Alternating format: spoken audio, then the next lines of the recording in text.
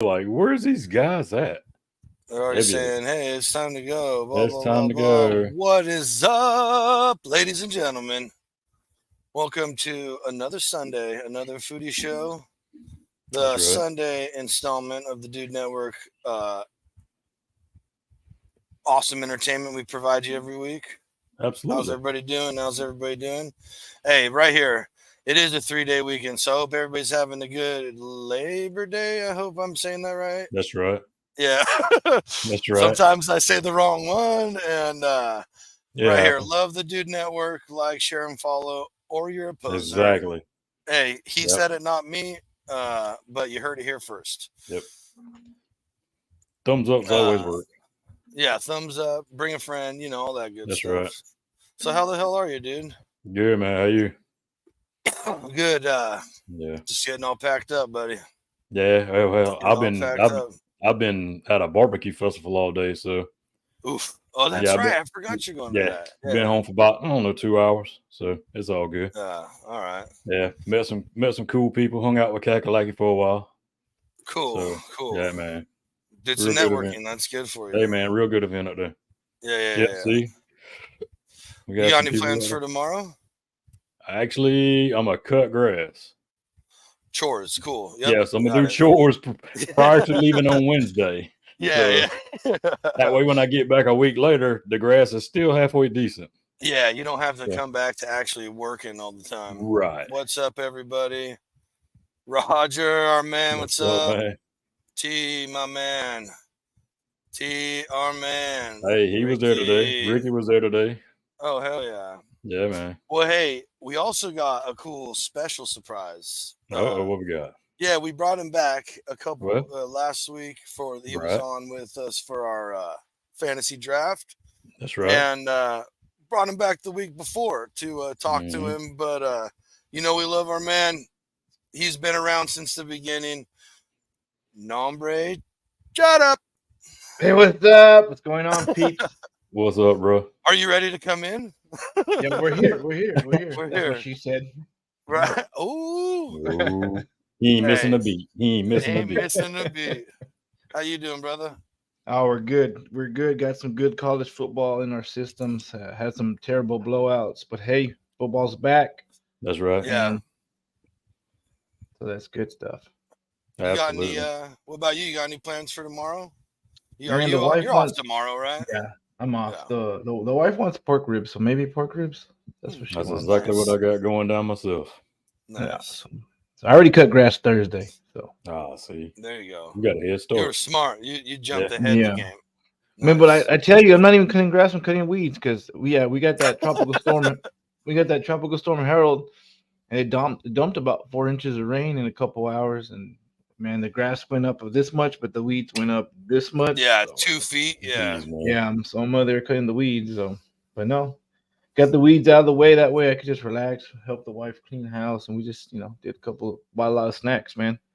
But tomorrow Hell yeah. she wants pork ribs. Oh, here we go. So Hey, what's up, Lewis?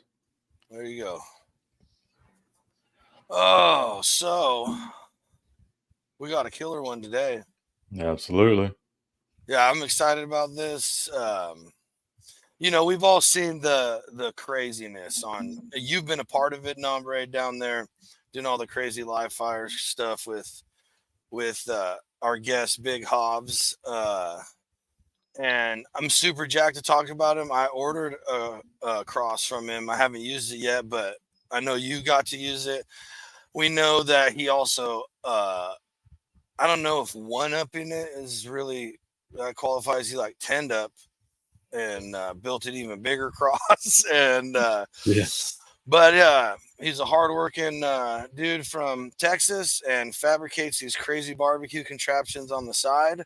that's We're right. excited to get into it and learn all about our buddy Big Hobbs. There he is. What's up, dude? What's going on, fellas? How y'all doing? Good, man. Yeah, well, we're here. Yep. How's your weekend going, brother? Oh man, let's see. Let me think about it. Uh-oh. I don't even know where to start, man. I know. Let's see. I worked all week, and then Friday I worked outside in the back. I was off, but I had to work, fabricating. And then Saturday, I had a I had to go to a quinceañera in Uvalde, which is about 4.5 hours north of me. And so I booked it yesterday morning, got there, did the quinceañera thing, and then booked it back this morning. So I can get back in the backyard and do a little bit of fabricating today. That has to be 5 hours for you. It's 4 hours for me, and I'm an hour and a half from you. It's 4.5. Oh man, then I'm a It's terrible driver. because you're going west and I'm going northwest north. Northwest north. Yeah, you made a full circle in that description. Yeah. But if you look in the mirror, if you're looking behind you, then you're going in reverse, east, west, east. Uh-oh. Oh yeah. Yeah. That's facts right there. Yeah. Don't look back. Yeah. Oh man. So Javi, man, tell us where Big Javi's barbecue came from, where the love for barbecue and all that came, how this all started for you.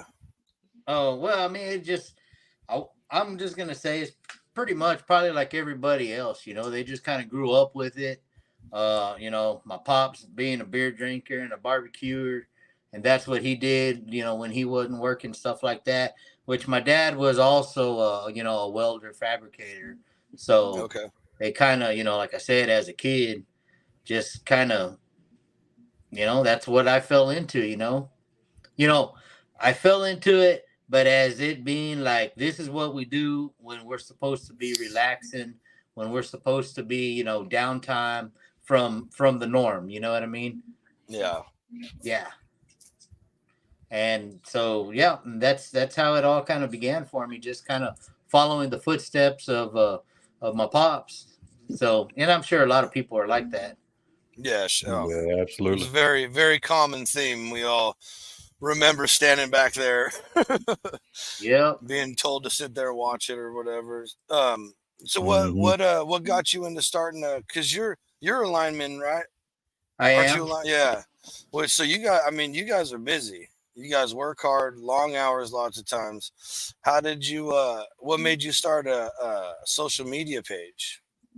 Well, I mean, and it ain't my first social media page, but like I wasn't really into social media. Like especially, like I said, I was just kind of, you're cooking, you take pictures, and if you got a Facebook page, you're kind of, like just throwing it up every once in a while, and then one day somebody mentioned to me like, hey, you ought to get on Instagram and put, it's nothing but pictures anyway. And I was like, okay, I'll check it out.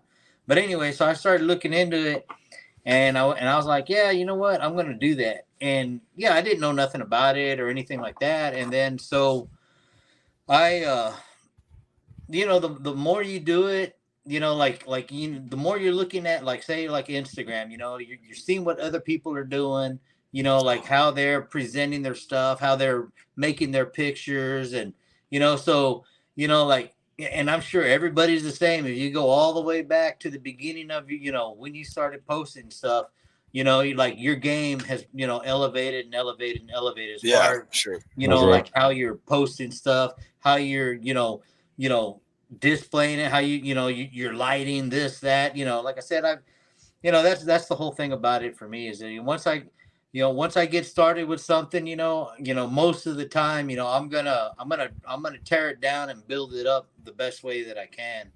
And so that's kind of like the whole social media part of it for me, almost to the point where, like, I'm so busy right now that I haven't been able to be.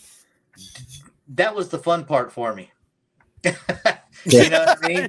Yeah. It's all work now. Yeah. So now, I do keep pretty busy, thanks to social media, but I'd like to get back to it, Yeah, cooking for you and having fun. Yeah. No doubt, you guys are going through crazy ass heat right now. Yeah. I wish I was outside right now.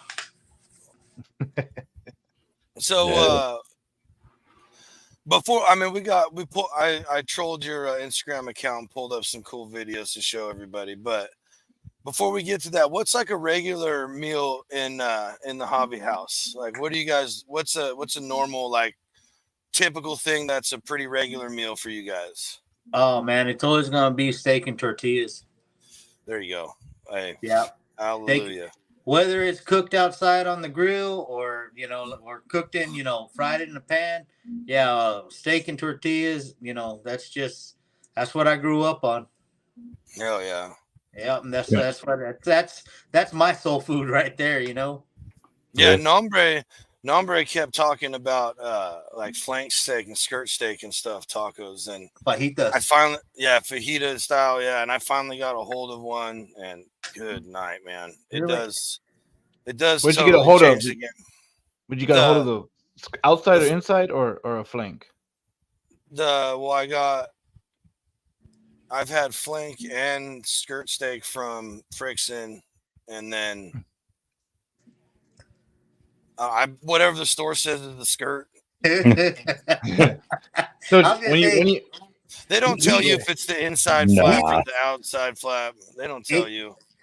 He's in California, man. Yeah, they don't label it like that. Like it's rough out there, I'll tell you everything about. Yeah. I lived over there for a couple of years, and when I, like I said, I grew up here in Texas, down in South Texas, and fajitas are a staple. But man, when I was up there, I lived in right outside of Fresno. Oh shit, yeah. I'm like an hour and a half north of Fresno. Yeah, I lived just outside of Fresno. But man, once I started going to the stores and looking for meat, nothing was familiar, especially fajitas. Yeah, you couldn't find crazy. It. Yeah, it's crazy how it's the same animal. And sometimes it's the same cuts, but they're called something completely different, and they're trimmed totally different. You're like, the hell is that thing? Or it's they'll give it the same name, but it's a whole different cut. That one pisses me off. It's like, dude, that's a sirloin. Like, wow, and they call it like, I don't even like. You guys remember ball tip roast? I've never even seen a ball tip, like, because it was probably something else that they just called it that. Where I was in that city or something stupid, and yep. But yeah, for me, it's definitely steak and tortillas. Oh yeah, ribeye. Damon, what you? Amen. Hey, I mean, speaking of that steak and ribeye, I mean that steak and tortilla, right there. Damn, that's what I'm talking about. Oh, with that avocado though. Yeah. Oh, homemade salsa. That looks like my kind of salsa, dude, right there. Oh my gosh. Damn. A big old fatty. I need a big old fatty.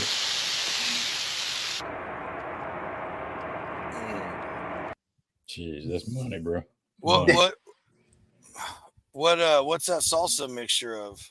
Oh man, it's just a simple one that it's easy to make. I can make it in 5 minutes. I can make it, good. I can make it just, half-ass it, and it always comes in, But I call it salsa roja, and most of the time I use a tomato as a base, But I'll put in either a chili árbol or chili piquín in it. Okay. And then some garlic, some oil, salt, maybe a tad of onion and cilantro. But that's my favorite. That's my go-to. I can whip it up pretty quick. So you are like Skittles down here. You guys do like cilantro. Oh yeah, because there's those people who there's people who think it tastes like trash, and I just don't understand that. Well, I read an article. Some people it's something in their taste buds or brain that it's automatically soap for them. Yeah, I don't know. Yeah. So I've heard I just learned that. Yeah, I only learned that 2 years ago. I was like, "What? What do you mean? Yeah, it smells fantastic when you go past by a garden and everything." Like, oh yeah, it grows down here. Yeah, I grow it. I grow it myself. Yeah. I wouldn't be able to grow enough of it. Right? No way. I can't. I can't grow enough herbs. The only herbs I grow enough of are basil and oregano because you're not using a whole crap load at one time. No. Oh yeah. But Nombre, what you got? No, I mean I don't want to steal your thunder here. I'm here for support, but no, dude. Big Javs, I don't know if we got first time guests or people gonna watch this later on, but you started. I'll start off small. Your Instagram, right? Let's go back to your Instagram. You were just popping them out on your storyline, and that's where you got most of your attraction was your Right. storyline. Just tell us how's that go. It's like a step by step and bullshitting with us. It makes us feel like we're hanging out with you, his storyline, guys. So give him a follow under his name. That's his Instagram, his social medias. But give us a little speaking points about that part.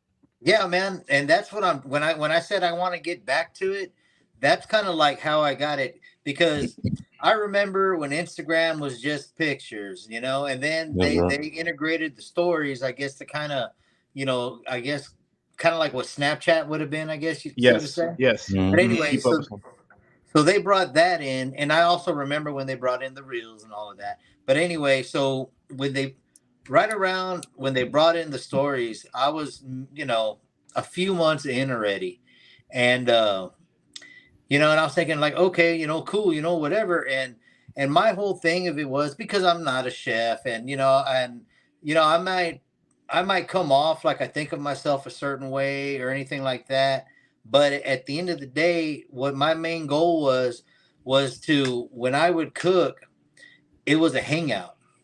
You know what I mean? And I could be in my backyard. I could be in my backyard all by myself, but it was like I was having a party, hanging out with all these people from all over the place.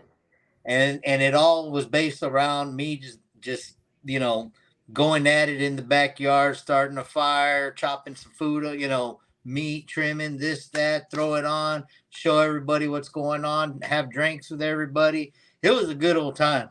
And, like I said, so when I say, I want to get back to like what I was doing on Instagram, that's what I was doing. Of course, the reels and all of that, that's all changed a lot of things. But back when the stories were running, if you would look at the bar on top and you'd see a bunch of dots across mine, you knew I was out there partying, having a good time, slamming drinks, and So but that's kind of what it was for me, and I would get so much interaction through that, and I hate to call it interaction because it was just kind of hanging out, and people are having a good time with me, just watching. Mm-hmm. There you go. Oh boy, we got busted, guys. Our boy Burley from Raging Pillar says the greatest of all time on another pod. Feel like he's cheating on me. That's my boy right there, man. I love that guy. Oh yeah. Yeah, we'll keep him around for a little while. Absolutely. All right, so let's get down to some of this brass tacks real quick. All right. So I'm gonna play this one. Now this is the cabrito, is how you say it, right? Yep, cabrito. The little goat. Yeah. Yep. But so you build these cross contraptions right here. Right. How did that come about? Like where did this whole idea come from? Because the live fire stuff's getting real big and the Argentinian style, but this to me was a whole new level when I saw it. I was like, what the so tell me about the cross, and then we'll get into the other cross later. Well, it like the cross itself, it goes back all the way to the beginning. Like people been cooking like that for a long time. It's just the culture and like where you live, like down here where I live, and Carlos knows, like if you go down and you cross the border, because the border's only 10 minutes away, and you go down there and you go down to the square. I'm across from Reynosa, but anyway, we used to cross down over there, with my old man back when I was a kid, and he'd go and get his hair cut and drink some beer, and then we'd go to the restaurants, and around that square, you've got all these restaurants all over the place. And what they do is they'll put those cabritos on spits, not so much across, but they'll put them on spits. And you can see in the window of these restaurants, and it'd be like lines and lines of them just over coals. Yeah. So it's a culture thing, for here, especially the cabrito. The cabrito is they say that it originated in Monterrey. Okay. You know what I mean? And that's like what Monterrey is known for, their cabrito. But you know, fast forward, you know, like here I am, you know, like I've always eaten that stuff, you know, like, you know, especially, you know, my favorite, of course, the cabrito itself is very, very good. It's a delicacy. It's like veal. Okay. You know, it's Yeah. like you're eating veal. It's milk fed. Yeah. I But, was gonna say it's a younger goat too, right? right. Yeah, Yeah. that's Okay. why cabrito is the word. Yeah, young Yeah. milk. Oh, okay. Yeah. You're right. You're right. Okay. Right. So it's like veal. And you can, I mean, somebody like me that I cook it so much, I know what it's like when you're picking out a brisket. I know what to look for when I'm gonna get a cabrito. Sure. You know, Okay. but anyway, getting back to your story, you know, very simple. You know, you could put it on a rod, rebar. Usually they would use rebar and put them up in these windows and stuff. So anyway, years later, you know, like here I am, you know, I just barbecue all the time, stuff like that. And I went to a buddy's house one day, and it was the first pig that I cooked. And you know, he was kind of like, "Hey man, you know, like come on up, we're gonna have a get together. You know, bring a cabrito and you know whatever." I was like, "Oh, okay." So I went over there, and I didn't have any equipment at that point in time. But anyway, I went over there, and he had some crosses, and you know, he goes like, "Well, hey, if you're gonna cook that cabrito, will you cook this pig also?" And it was like I don't know, maybe like a 35 pounder. So I was like, "Yeah, man, you know, like whatever, no big deal." And sure enough, you know, so there I was, you know, and I was cooking it, you know, feeding my fire, you know, whatever, you know.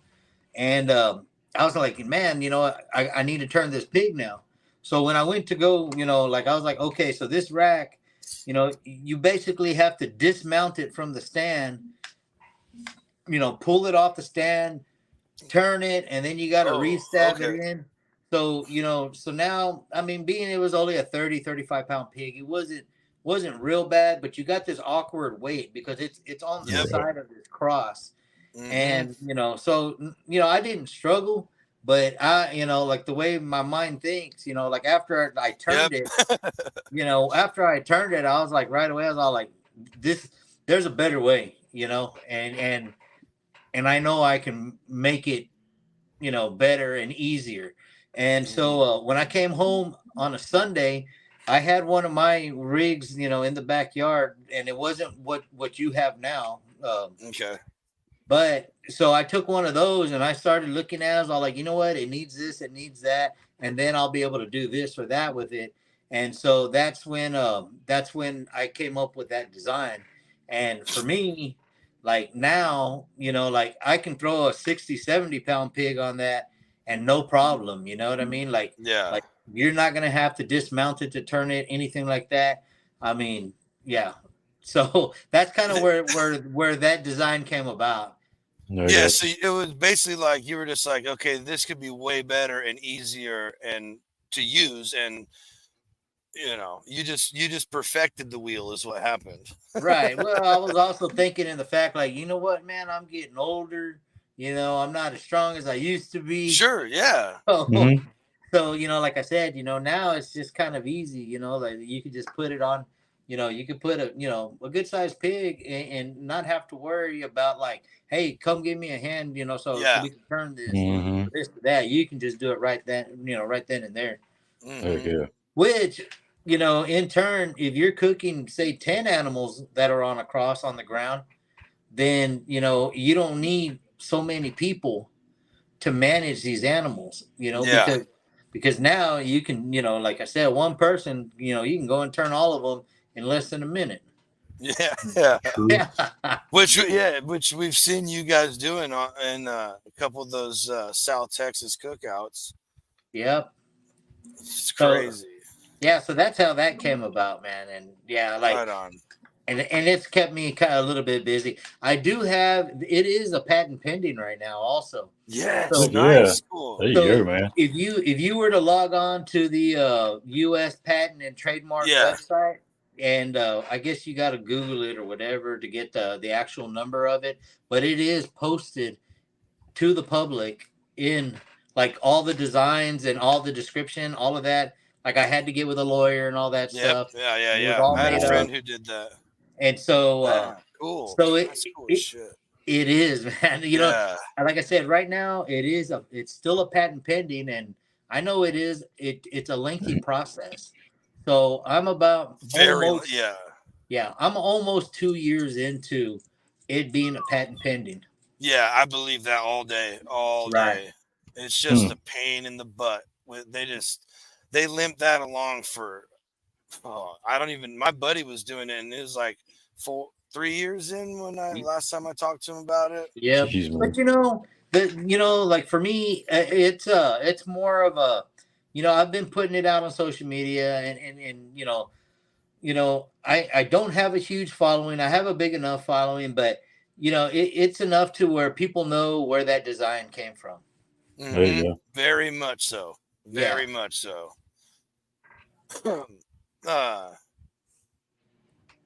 Dang it! I forgot where I was going with that. That's so I'm juiced about that. That it's going that far. I might have changed the subject on you, man. But no. I remember. So did you expect the cross to have this kind of reaction on social media? And how has that experience been?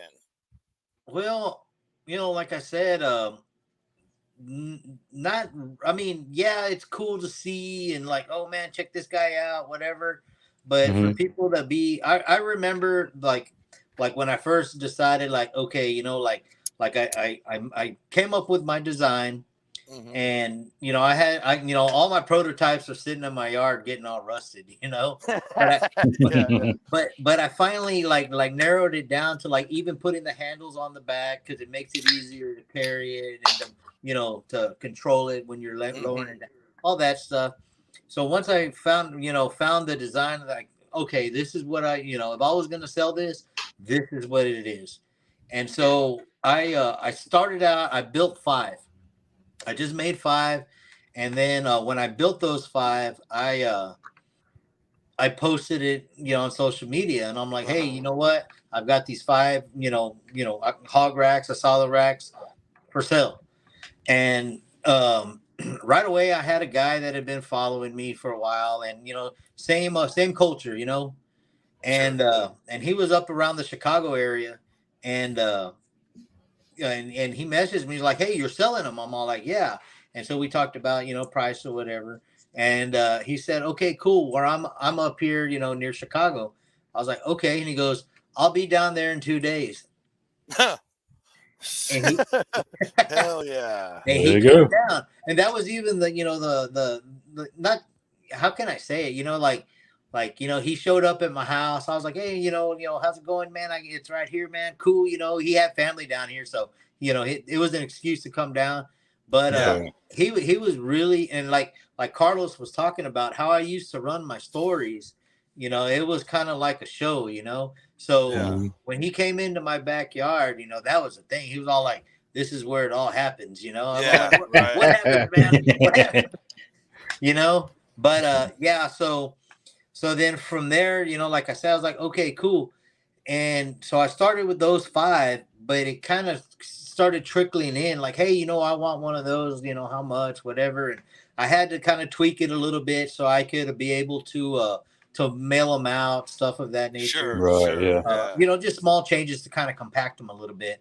And and it just kind of got to the point where, like I'm working a full-time job. I'm on call 24/7. Yeah. And I haven't been able to quite catch up yet. I've got a list, and and I haven't been able to catch up to where like I can actually maybe build so many and be like, okay, if anybody wants one, I can get, here you go. So, right, there you go. But it's not that I've got a lot of orders. It's just that I also have a full-time job. Yeah, exactly. Oh, yeah, absolutely. You don't build crosses for a living.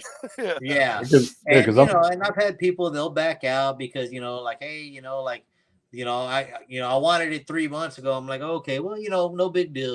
Like, it is what it is. I've got a full-time job that pays the bills. This is just, it's not even a side hustle. It's just somebody, wants something. And if I'm able to do, do it for them, hell yeah, like, yeah, man, absolutely, man. no problem. But, like I said, it ain't a side hustle or anything like that. Like, I don't consider myself a fabricator. Yeah, sure. Okay. not It's per se. yeah, You it's know, pretty well put together, my Yeah. friend. well, like the people that I watch and that inspire me and that motivate me, those are the real fabricators. That's how True. Right. Yeah, I and of got course, you. Yeah, I mean, my main thing is though is that like on the social media, I just wanted for people to know, like, hey, you know what, like you can do this in your backyard. Like you want to change your style of cooking, you want to do this, like I'm showing you that it's possible, that like, hey, you know what, you can put some stuff together and do it. Mhm. And I've gotten a lot of like interaction through that, like, hey, well, like, what do you think about this, or like, questions about like how, like welding stuff and fabricating stuff. So I've gotten that kind of interaction from my page, how I run my page, as far as yeah. my welding. But I am not like a, like I said, the guys that motivate me and that inspire me, those guys are are my heroes. There you go. Oh Yeah. yeah. What's a Damon, you typical had something to what's a typical build time though? On a cross. What's a typical build I would time say wise? one ground cross, working in my backyard with the tools that I have, one like what John Z has, Mm-hmm. that will take me about 12 hours I got you. from Okay. start to finish. There you go. Yeah, Yeah, but that's I mean, I hope like you've seen it, like mm-hmm. firsthand. I Oh hope you yeah. can see the quality Oh that yeah. I try to put into it. 100%. Yeah. Yeah, like I feel like it's well built. You can leave it in your I yard. would have guessed a little longer, but still 12 That's hours, what I was that's a gonna say, yeah. long time. And you're like, Especially working full time. it's not like these huge plates that it's all these little bars. So it's not like there's 2-foot welds building smokers, but that's how much time it is to put in that, make sure the balance is right, that all the angles are right. Like that takes figuring out. Trust me, I got all excited and I plugged in the welder and welded this hunk of junk nightmare together to do like live fire cooking. Right. But it works, and like, dude, it's Yeah. just all about the experience. But I wanted something that for me to reverse engineer that with my baby welding skills and this and that would have taken me forever to be able to trust it enough to put any kind of decent size amount of meat on there. Right. And it's when guys are good at what they do, and you can, if you have the money and the budget to splurge a little bit, man, dude, it's Yeah, the do it. coolest thing I have gotten in my cooking journey yet, hands down. Man, awesome, man. I can't wait. And I always get excited. Like if like I said, I'm probably, because I put a name card on each one, right? Like Hmm. like on. So I had a stack of so many that I ordered, and like that's how I was keeping track of how many that I've sold. So I'm right at about 100 of them already. Nice. Yeah. That's quite a bit, dude. Yeah. Yeah. So, anytime Wow. somebody will post something that they're cooking on it or anything like that, it gets me really excited, or Oh Yeah. even, yeah. when somebody orders it for the first time, it reminds me of like, like I remember like Yeah, how yeah. exciting it was like for me when I first started, when I made this and I cooked on it, so I'm able to share that. I feel like I'm sharing that with everybody. Heck Hell yeah. yeah. It's like one of your So, kids doing something successful. You just watch them do it Right. out there. That's So, right. yeah, Right. yeah. So then you one upped it. You one up, or like 10 upped it, really. Okay. And Damon, we got a video of that? The Absolutely. big boy? This monstrosity, dude. Yep. And it's the same concept, like, pretty easy to use. It doesn't take a lot of men to flip a 600 pound cow. Yeah. Yeah. What where did this where were you like, okay, now it's time to do a cow. We need a bigger one. Well, one of my buddies, So we had talked about it, and he had some experience doing cows and stuff like that, and we talked about it, and it was just kind of like, okay, well, whatever, and I've seen equipment that they use, like say down in South America, Mexico, and all of their equipment is pretty much cutthroat, the same, and when when it came time to like, hey, I've got somebody, they have a cow, uh, we're gonna set a date, and it's gonna be this date, and I remember, I think it was like four, I think it was like 5 weeks away from when he was telling me, and I was like, shit. Which 5 weeks to me, 5 weeks to me is basically about 8 days, Right? Yeah. because I'm looking at only weekends. So I was all like, you know what, I can do it. I can get it done. I can build it, whatever. So I got to, when I started drawing it out on paper, because that's what I do. I was thinking, okay, well, this is what I use for the smaller animals that you're actually able to. The other day somebody put a 120-pound pig on them smaller racks, which that's a pretty large hog. Yeah, that's a long cook. Yeah. But I was thinking like, okay, so in order for it to work for me, it's gonna have to be the same concept of one man, not I don't want to say one man show, because I ain't that man, but one person can function it, operate right it. They can raise it, they can lower it, they can flip it, they can turn it, that's what I'm saying. So I got on, started on paper, and came up with my design, and while I was building it, changed a few things because I was pressed for time, and kind of looking like, okay, is this gonna be heavy, heavy duty enough for this, all the pieces like the winch, stuff like that. So that's how it started. And so from the first one that I've built, because I've already built 3, and I've got 2 on my list, but the third one, like, it's kind of evolved, like from the second to the third one. Okay. Just slight changes, but that's a hell of a design, man. Because like I said, I know it's been copied, that big one. I've seen people in Mexico, copy it. I've seen people in Australia copy it, but they're copying it for a reason. Because it's changing. It's like the best that's ever been made so far. Right. Yeah. That's crazy. So, how what's the farthest you've sent across so far? Man, like one of the smaller ones. Well, I mean, out of states is just it's a no-go, man. It's not. Yeah, no way. That would be incredibly expensive. Yeah, out of states is a no-go, man. But I mean, I've gone all the way to let's see, Massachusetts, Connecticut, Vermont, Washington, Montana. That's crazy. And I'm down here in South Texas at the southern South Texas. It's like literally the opposite side of the countries from you. Right. So yeah, like I said, Washington, Montana, Oregon. Oregon is where we have another steer rack. Okay. And like I said, the East Coast. Yeah, I've got the Carolinas, Tennessee, Illinois. Let me think. Man, I'm on New Mexico, Arizona, Colorado. Like I said, I'm wow, yeah, really spread out all over the place. Yeah. Trying to think. I think I got one down in Florida. It's kind of gotten to that point already. Wow, that's wild. Yeah. That's not a bad thing. Yeah, no, definitely not.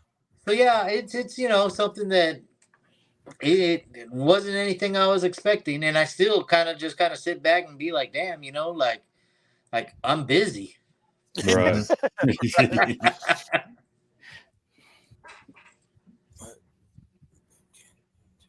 So like on the crosses, like if everybody's looking at it right now, and some people may want to know, but how do you, on an open cross like that, how do you control your temperatures?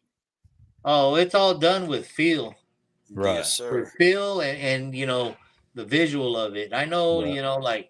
like some people ask, well, well, what temperature is this or that?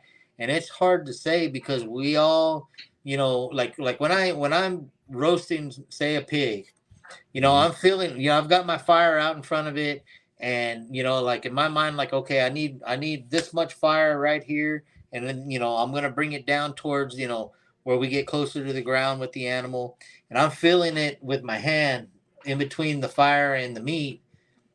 But like you know, people count, like you go by Right. seconds, like say you can hold Mhm. your hand there for, 5 seconds, 8 seconds. Well, my 5 seconds might be different from your 5 seconds, Right. Sure. or same thing with the animal, like knowing if the animal, like, when's it ready, or, stuff like that. But, for me, it's all by feel, you might see me with a, say, a probe, Mhm. and I'm probing it, and then somebody will run over like, well, hey, well, what temperature is it? I'm all like, I don't know. I'm No, not I want checking to see it how like it that. goes in. Yeah, I you want to want see how it Yeah, goes. I'm seeing how it exactly. feels, you Yep. know? Yeah. But I mean, like, I guess you could throw a temperature on it, but it's like a steak. Like, some people like their steaks, medium rare. Some people like their steaks medium. It's all what you like and how you want to cook your pig. Right. That's Sure. right. Okay. Right. Nombre, what you got? Uh,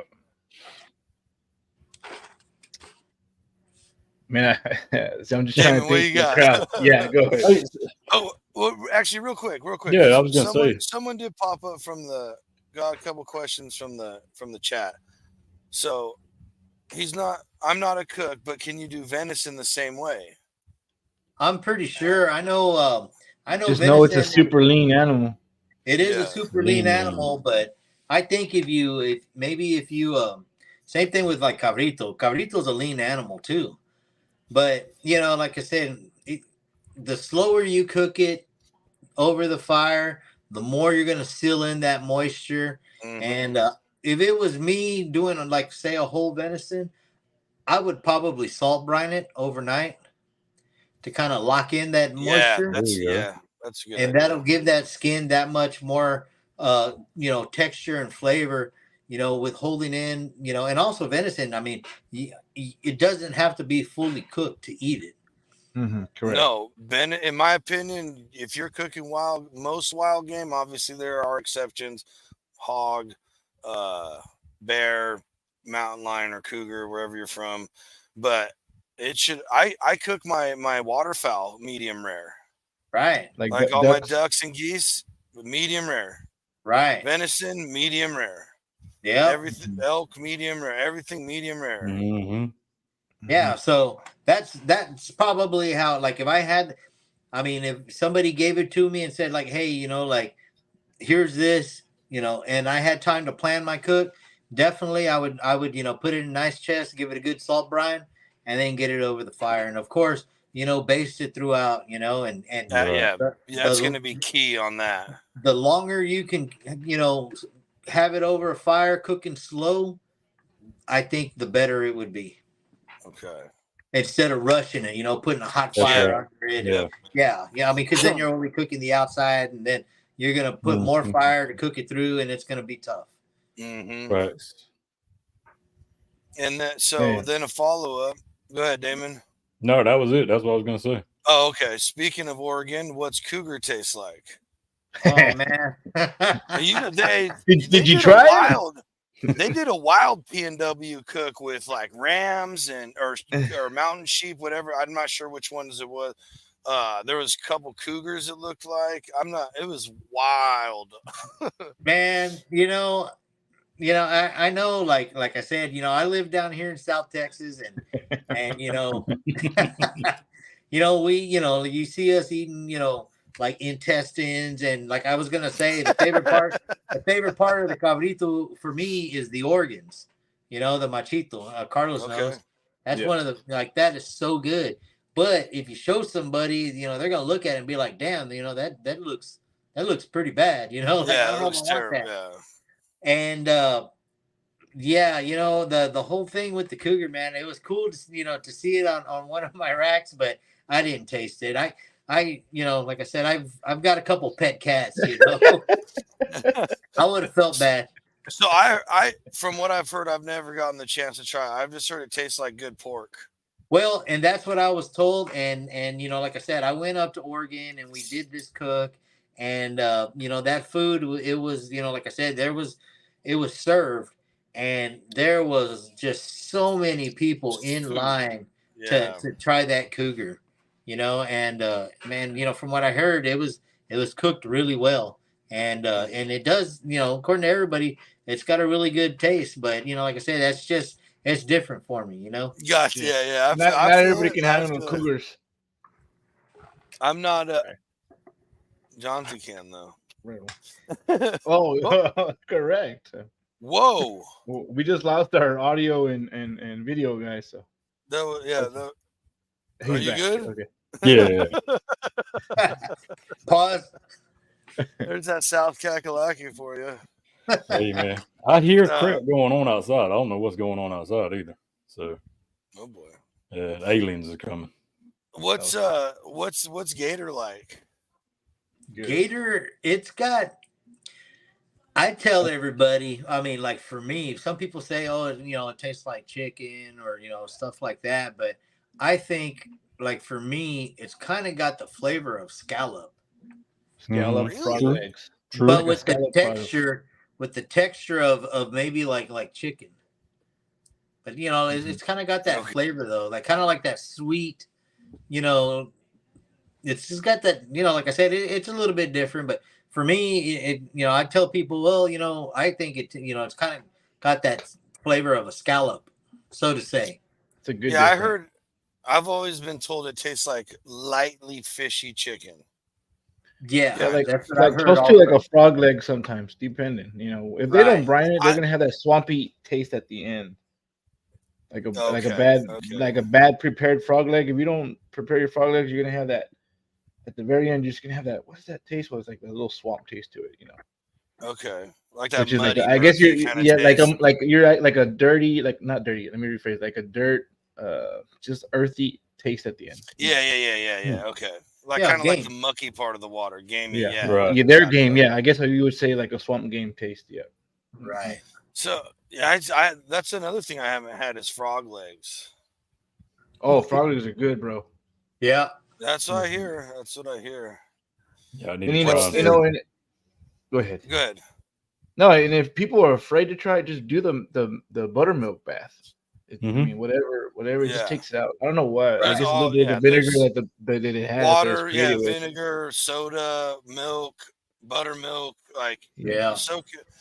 I hear all kinds of stuff with like geese, venison, game, all kinds of crap. So it's good. Well, that's why we just listed out a whole bunch of ways you could get rid of that swampy taste. Mm-hmm. Yeah, don't get discouraged with the taste. Yeah, it's real subtle. It's not something. You're not. Yeah. In the Gator, I was also, like I've seen where they'll if you kind of open up the tail in between the loins, because the tail has 4 loins, but there is like a fat layer in between the loins, and they say that if you take that out, it'll remove a lot of that taste. Gotcha. Yeah, there's tricks like that I've heard for several animals. Like I know a lot of guys who, as soon as they harvest a deer, they'll cut it at the first joint in the legs, and that removes a ton of gaminess. Right. Like, why? I have no idea. Whatever. Yeah, but there is a couple of like fat layers in between those loins, and they say if you open up the loins and trim that fat out and take it out before you cook it, it'll remove some of that flavor. Oh, okay. There you go. Which going to what you're saying, John Z, on deer or something. Sometimes we have a rule. We leave it in the ice chest, and we bleed it out for 3 days. Fresh ice, drain the water. Fresh ice, and just doing that, the game is out. And then of course you can cook it up however you want it. But for sure, especially if you're like the younger gators and stuff like that, the taste is going to be just like cabrito, the taste is going to be a little bit little bit different than a bigger gator. Sure, the one that's been out there for 10 years or whatever. That's why the cabrito is real good compared to you get a macho, a big old older goat. You're gonna have a lot of gain. That's gonna be a little uncomfortable for some people. But you get yourself that young goat. That young goat's off the milk. You see the fat around the kidneys. That's a tall tail. Fat around the kidneys. No, that's the best fat on any animal. Now if they give you a cabrito and there's no fat around the kidneys, you better be like, what did you give me? Or how old is this thing? Or was it eating grain or corn already? Kind of question yourself. But right, and you can also tell by looking at the meat, because the meat itself on a cabrito, it's not gonna be red. It's gonna be a pinkish white color. Okay. And like I said, it's just a different color from buying like a regular goat or a lamb. You'll be able to that's how I can tell right off the bat, like, okay, no, that's been grazing already. Mm-hmm. Yeah. That so you guys there's a lot of beef down where you guys are at. Do you guys what's the difference between like grass fed and grain finished and all that kind of crap for you guys? Do you prefer one or the other, or as long as it says prime on it? Yeah, my boy. Go for it, Hobbs. Whatever, bro. I don't know, man. I'm just not. I mean, you're not gonna catch me buying a select ribeye or anything, My man. No way. He's like, but Robert said it, not me. Yeah. I mean, like I said, I just, I enjoy to eat, and I'm gonna eat what I like to eat. But like I said, I'll run down to the meat market, and if they've got choice Angus, I'm good. But of course, like I said, you run down to HB or something like that, you prime, you can get Wagyu, American Wagyu, which like I said, I think sometimes in some stores it's overrated, but prime is pretty good. But like I said, if you give me choice Angus, I'm happy. Oh yeah. Okay. All the way down medium rare and cut it thin. Damn. I won't bitch at all either. Yeah. because a lot of grass fed has become a big thing in the last few years, and I've had a lot, not like necessarily something bought from the store, which was from some huge plant, where it all kind of generally tastes consumer friendly, but like more local meat stores and stuff, and they're like, dude, I don't like this. It's got like a gamey taste, blah, blah, blah, blah. And I'm like, oh, because you're addicted to that grain finish. Like, that's all you've ever had. Right. And I just curious how, to me, hey, if it's good tasting beef, like you said, and you cook it right, sign me up. I don't care. Well, there's a guy outside of Austin, Beer Bourbon Beef, and it's exactly what it is. He raises cattle. And that was actually the first cow that we did, a whole cow came from him. And what he does is there's so many distilleries and where they make beer and all that stuff around that area, that he goes from place to place picking up the mash. I heard people were doing this. Okay. Right. And so then he's feeding it to his cows. And just like akaushi, I know that smell, like the way the fat smells from it. Yeah. But just like that, his cows, you can smell it in the meat, and you can taste it, like that sweet corn, that you get from that mash. That's got to be some different good beef, because that fermented stuff has so much probiotics and extra right stuff and in it for the cows.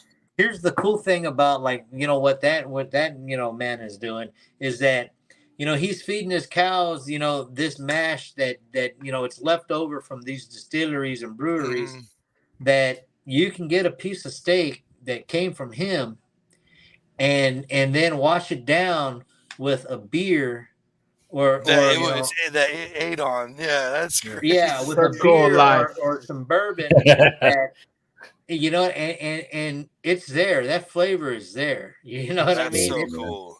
Yeah, that's the beautiful part about what he is doing.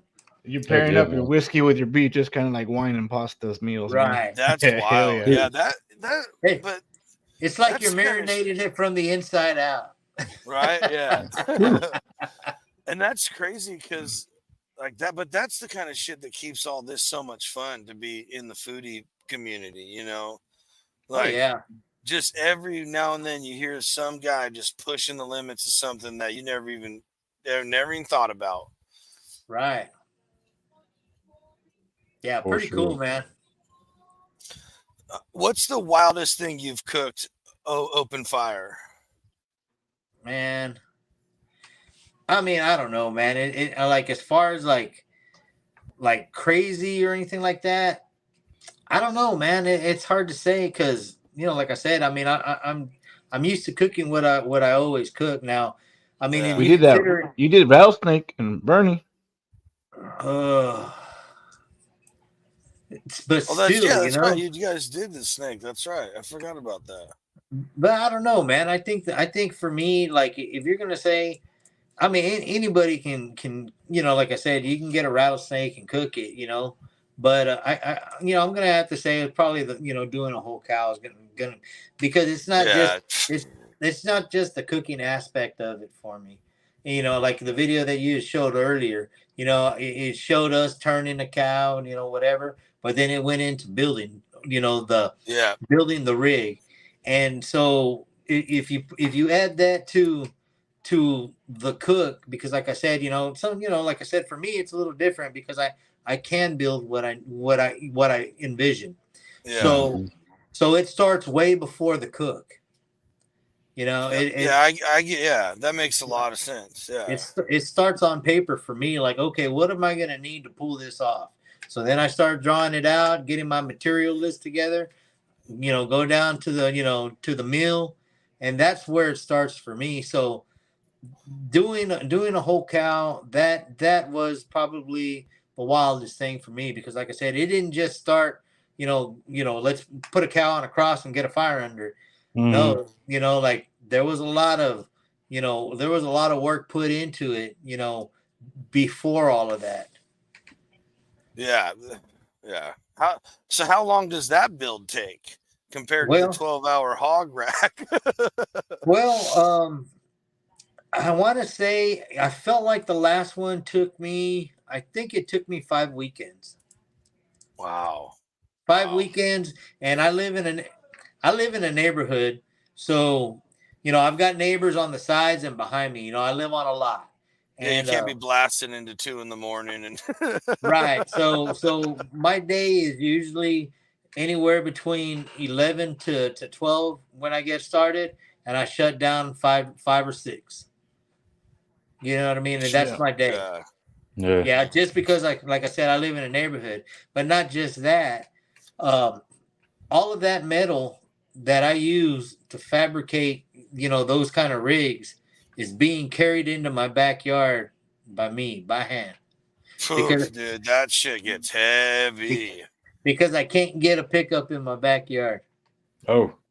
Yeah, Oh, so that's what I'm saying. Like it's not like I'm a shop, and yeah, I'm yeah. I'm a guy that I'm in my backyard, just a normal guy with a normal house. I have a carport in my backyard that has a shed on it. That's my so to say shop, and yeah. So like I said, like if I was to document all of that from the beginning of carrying the metal in and all of that stuff, it would actually show the backbreaking work that actually goes into getting the cow up on a cross and putting fire under it. Hell yeah. What you got, Nice. Hey, Damon? Hey, Or did so you? you spoke earlier like the crosses is in Carolina. Going to the Carolina side, like we do whole hogs over here in cinder block pits. Have you ever Right. cooked in a cinder block pit? I've never cooked in one, man, but there's a guy in North Texas that I've been following and really, really watching him, and like that's his thing, and that's what he does, and he does it in the cinder block pits, and man, and my mind's already turning on that. Like, okay, if I was gonna do a pig that style, it probably wouldn't be cinder block. I'd probably build me some kind Right. of, Mm-hmm. some kind of Like direct, coffin pit deal. Yeah. Yeah. right, and do it that way. But man, like what he's doing, man, like I said, I'm inspired by people I call the professionals, and he looks like, he's pretty good at what he does. I got you. Yeah, that cinder block whole hog, that's one of my bucket list cooks. Yeah, And I man. thought until I saw the crosses, because I'm a pyro from way back. I grew up in the 90s burning all my toys and shit and blowing stuff up. So to me, when I started seeing all the Argentinian influence and the live fire that you guys are doing down in Texas, I was like, yeah, I want that too, very badly.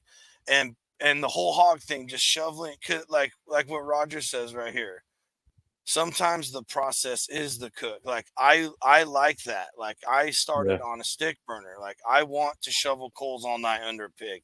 I know to some people that sounds like the stupidest crate. Why would you want to stay up all night shoveling hot coals over, to cook a pig when you could do this for this amount of time? It's like, because that's why. I don't know Yeah. what it is. And then then when I saw the crosses, I was like, this, I have to. It just, the whole experience of doing all that and just trying something new. And like you said, how you wanted to show people you can do this in your backyard. Like it's something that anybody who Absolutely. wants to try it. That's like basically the reason we started this show, is because like we were talking to guys like you, Nombre, watching all these people, and our friends are like, dude, yeah, but I'll never be able to cook like you guys. I'll never be able to do that. It's like, you don't understand. Like the only reason half of us have pages is because we had nothing else to do when they shut the country down. Like we're just regular people. We all go to work every day. We all put our shoes on the same way. You know what I mean? Yeah. And that's how it starts. I mean, I remember like the first time I made brisket, it wasn't just, like I said, it was a little different for me. Well, Javi, now that you're talking about briskets, talk about. So, guys, y'all don't really know. So we know we say barbecue. Barbecue is a style of cooking, right? It's a slow, low, and slow, right?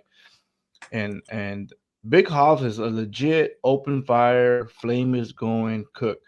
Talk about, and I don't know if we have a video, guys. I should have probably told you on the side. He has a floating oven that is powered by live fire.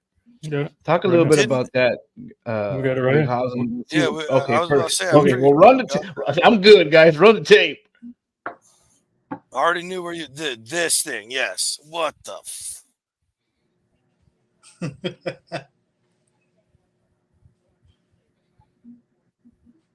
Play that again. Play it and stop at the very first couple of seconds, right there. Yeah. Look at that. Talk about that, Big Javs, for a second. Well, open fire oven, dude. This kind of stuff blows my mind. I built my table, right? And I got that.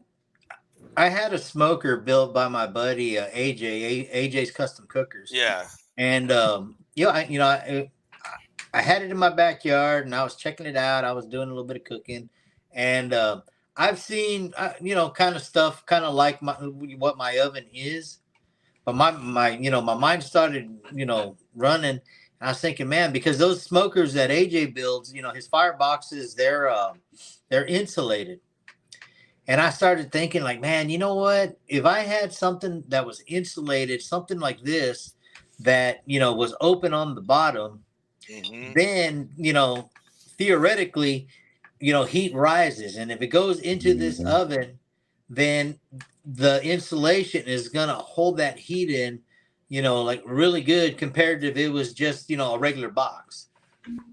So I talked to my buddy, and he's all like, "Yeah, man, I'll build it or whatever." So, and I went to him because like I said, he's a really good friend of mine, and I don't have the tools to bend like 1/4 inch or 3/16. Sure. And rather than welding something all up to resemble a box, he's able to make it look nice. So he does really clean work too. He does. Builds really nice things. he's one of those guys that I was talking about. Like, you know, like I don't consider myself fabricated, but you know, like, you know, he's one of my heroes. Gotcha. Anyway, Yep. he's a really good friend of mine. Understandable. Yeah. But anyway, so he made it up for me, and I'd never cooked with anything like that before. But you know, once I got it home, the way we drew it out on paper and stuff was the way it was. So I hung it up on my table, and my first cook on it was a brisket, and that brisket came out. You know, of course, you know, I'm thinking in my mind like, okay, you know, like I started out a certain way, and then I started thinking like, you know what, like I can still cook indirect, you know, at the same time it being open from the bottom, and you know, whatever, because that's the way I felt that brisket needed to be cooked.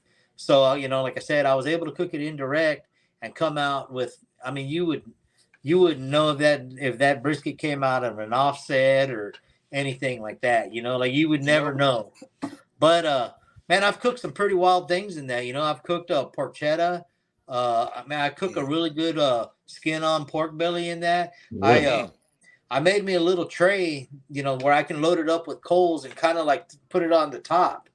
You know, like if you've got your meat up, you know, in this area, you can slide it over the top. Oh, and it'll kind of like be like a broiler. Yeah. So yeah, dude, you know, like I need one of these so bad. But you know, like I said, you know, that's just one of the things that you know, like I said right away, you know, like I said, first thing I did was all like, okay, what am I gonna make? I'm gonna do a brisket, you know. But man, I've, like I said, I've done porchetta in it. I've done, you know, numerous pork bellies with the skin on, you know, the chicharron, you know, chicken ribs. Yeah, you know, like I said, it's for me, that's my smoker. I gotcha. Yeah. Bad. Big Javs, can you go back to describe it for people that don't know what porchetta is? What was that process like, and how's it come about? Oh well, all right. I mean, my take on it was a piece of pork belly that matter of fact, I had seen a guy do a cook on something else, and I was all like, man, that looked really good. I want to make one. So I did, and it actually, you know, required like, you know, like pork skin by itself. So so I went down to the meat market and I was like, hey, I need some pork skin. And they, you know, they pulled out this big old sheet of it. I was like, give me the whole thing.